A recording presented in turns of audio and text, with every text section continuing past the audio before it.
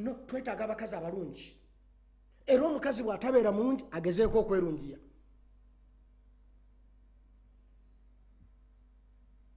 Wadde obulungi buli relevant waliwo bwe tukkiriziganyako. Kati era sigenda kugamba nti gwe omukazi omulungi wasabwa ati, wabula ngenda kutandika ebintu ebikkiriziganyako mu psychology w'abantu bonna abagezi nga bagamba nti kino kirungi ku mukazi.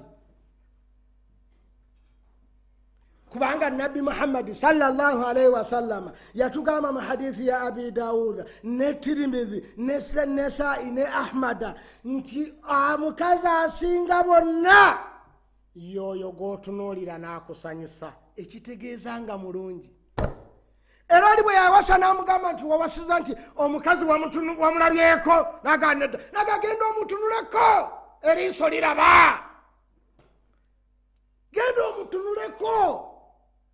Olowooza kulwaki obusiraamu bwatukkiriza okutunuulira omukyala gwe tugenda okuwasa? Baseeka basomesa omulyango gw'okwosa banaababuulira batunulawa si gye ndi nze sibimanyi. Nze ndi ku psychology nti obulungi kikulu nnyo, era gwe tolowooza nti ojja kufagazaala abaana. Olaba seeka muguluma gwe wennyini oyagala okuyingira mu toyireti embi. Ani ayagala okuyingira mu toyireti embi? Kulwaki oyagala nze nkwate ekiyungo kyange nkiteeke ku mukazi atali mulungi ng'ate nkimanyi gye ngenda okutereka omwana wange enkyaveeyo, ng'ate nkimanyi nti percentage ennene omwana agenda kufaanana nnyina? Kati kulwaki nnyongera ababi ku nsi nga nange bennyinaze bakyaliwo tebafumbirwanga kubanga babi? Abo abadde kati nnyongera ababi. Ekyo kiringa mu economy. Buli lw'oyamba omwavu n'omuwa ekyokulya oba oyambye baavu, kwongera baavu.